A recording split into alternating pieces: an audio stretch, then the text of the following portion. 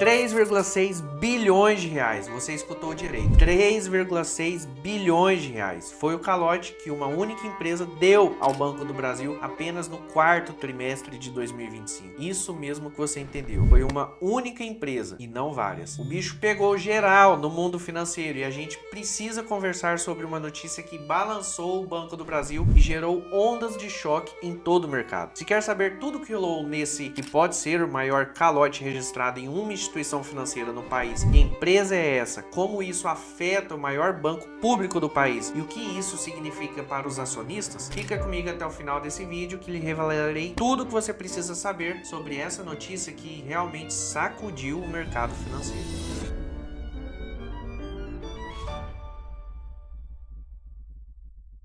Vamos direto ao ponto. O Banco do Brasil, um gigante que está presente na vida de milhões de brasileiros e é pilar do nosso agronegócio, revelou uma notícia bombástica. No final de 2025, o banco foi atingido por um calote de 3,6 bilhões de uma única empresa, identificada apenas como do setor atacadista. Isso não é pouca coisa. Para vocês terem uma ideia do impacto, essa dívida isolada fez a taxa de inadimplência do Banco do Brasil disparar para 5,17% no quarto trimestre de 2025. Segundo o próprio banco, sem esse calote, a taxa estaria em 4,88%, uma baita diferença. Mas vamos aos números frios do balanço. O lucro líquido ajustado do Banco do Brasil no quarto trimestre de 2025 veio com uma queda expressiva, girando em torno de 5,7 bilhões de reais. Para se ter uma noção, esse valor representa uma queda de aproximadamente 40% em comparação com o quarto trimestre de 2024, que foi basicamente de 9,5 bilhões de reais. Não para por aí. Olhando para o ano inteiro, o lucro total de 2025 do Banco do Brasil ficou em 20,7 bilhões, o que representa uma queda gigantesca de cerca de 45% em relação ao ano passado, que havia sido no total de 37,9 bilhões. Essa diferença brutal tem um nome: provisionamento. O banco precisou separar uma bolada de dinheiro para cobrir essa perda potencial de calote, o que comeu uma parte considerável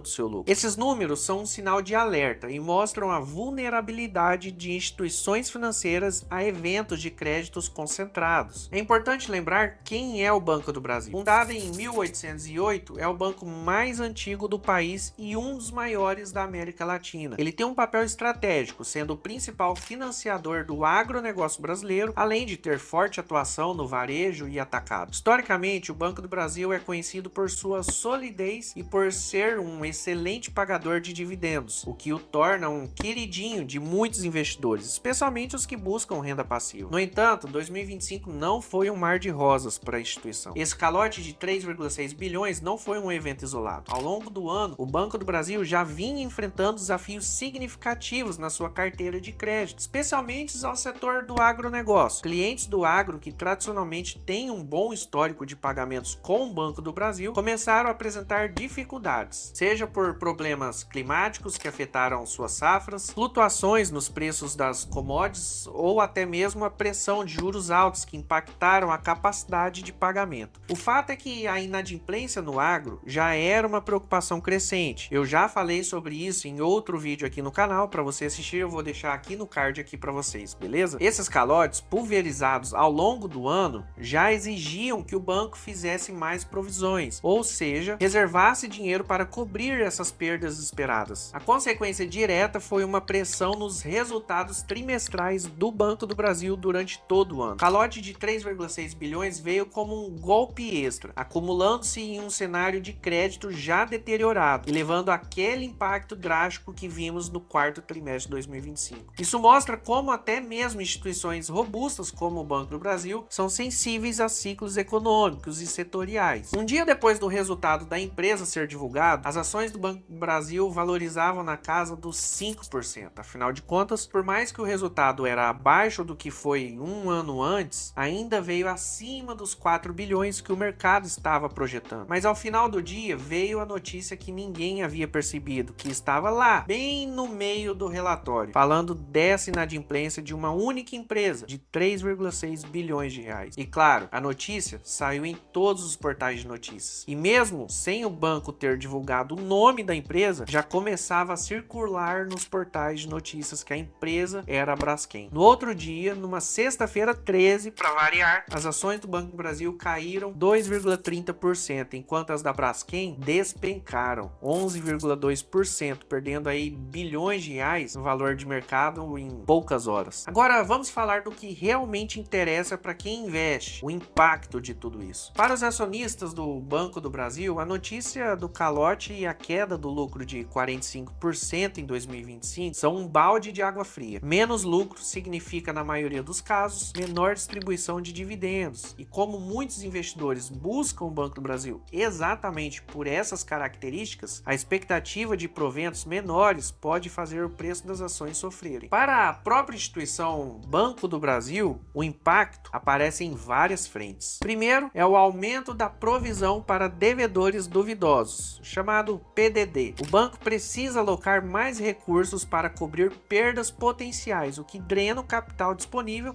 para outras operações. Segundo, risco e prudência. O Banco do Brasil, que já vinha ajustando sua política de crédito devido à inadimplência no agronegócio, provavelmente se tornará ainda mais cauteloso na concessão de novos empréstimos. Isso pode significar critérios mais rígidos e uma desaceleração no crescimento da carteira de crédito, afetando a receita futura da instituição. Terceiro, imagem e confiança. Embora seja um banco sólido, eventos como este podem abalar a confiança do mercado e até dos clientes, gerando questionamentos sobre a gestão de risco da empresa. É um momento de reajuste estratégico para o banco, que precisará equilibrar a recuperação de dívidas com a manutenção de uma carteira de crédito saudável e o bom relacionamento com os seus clientes. Agora, vamos falar daquela que apareceu no noticiário como a possível caloteira. Para quem não conhece, a Braskem, ela é a maior produtora de resinas termoplásticas das Américas e líder mundial na produção de biopolímeros. É uma gigante da indústria petroquímica brasileira, com uma presença global. É uma empresa de peso e uma notícia de calote envolvendo seu nome tem um potencial destrutivo enorme. Embora a Braskem tenha negado oficialmente qualquer calote com o Banco do Brasil, o estrago já estava feito. Este episódio ele serve como um lembrete importante sobre a sensibilidade do mercado a informações e a necessidade de as empresas serem transparentes para evitar especulações desenfreadas. Mas e agora? O que esperar? O Banco do Brasil já divulgou suas projeções para 2026, buscando acalmar o mercado. A expectativa é de um lucro líquido ajustado entre 22 a 26 bilhões de reais para o próximo ano, no caso 2026. Isso sugere que o banco espera superar o impacto desse calote e retomar uma trajetória de crescimento. A presidente da instituição, Tarciana Medeiros, veio a público para reafirmar o compromisso do Banco do Brasil com a sua solidez e governança. Ela destacou que, apesar dos eventos específicos do calote, o banco possui mecanismos robustos de gestão de risco e que a instituição está preparada para enfrentar os desafios. A estratégia para o próximo ano, segundo o Banco do Brasil, envolverá um foco ainda maior na gestão ativa do portfólio de crédito, com otimização das provisões e a diversificação das fontes de receita, buscando reduzir a dependência de um único setor ou de cliente. Haverá também um reforço na digitalização e na eficiência operacional, elementos chaves para a competitividade em um mercado financeiro cada vez mais dinâmico. Para isso, o Banco do Brasil deve focar em uma gestão de risco mais apurada, talvez diversificada ainda mais sua carteira de crédito e fortalecendo as reservas. Já para a Braskem, o desafio é reconstruir a confiança. A empresa precisará de muita transparência e, mais importante ainda, de resultados sólidos para apagar a má impressão deixada pelo rumor. A gestão da sua dívida e a performance operacional serão monitoradas de perto pelos investidores. Agora, para nós, investidores, a grande lição aqui é a importância da diversificação e da análise aprofundada. Como eu falo sempre aqui, nenhum ativo é a prova de bala e até mesmo empresas e bancos gigantes, como é o caso do Banco do Brasil, podem enfrentar desafios inesperados. Este caso reforça a necessidade de acompanhar os balanços balanços, as notícias do setor e, claro, não tomar decisões baseadas apenas em rumores. O Banco do Brasil foi impactado por um calote de 3,6 bilhões de reais que, somado aos desafios da inadimplência do agronegócio ao longo de 2025, resultou em uma queda de 45% no seu lucro anual. Esse cenário causou muita volatilidade nas ações do Banco do Brasil ao longo do ano e uma queda ainda mais acentuada nas ações da Braskem. E ambos têm agora o desafio de reverter a percepção do mercado e entregar resultados consistentes, com o Banco do Brasil já traçando planos claros para 2026, reafirmados por sua presidência. E você, o que acha de tudo isso? Você acredita que o Banco do Brasil vai conseguir virar o jogo rapidamente? E como você enxerga o futuro da Braskem após essa turbulência? Deixe sua opinião nos comentários, a sua visão é muito importante para nós. Se esse vídeo te ajudou a entender melhor essa complexa situação, por favor, deixe aquele like maroto, compartilhe com seus amigos e, claro, se inscreva no canal para não perder nenhuma análise importante do mercado.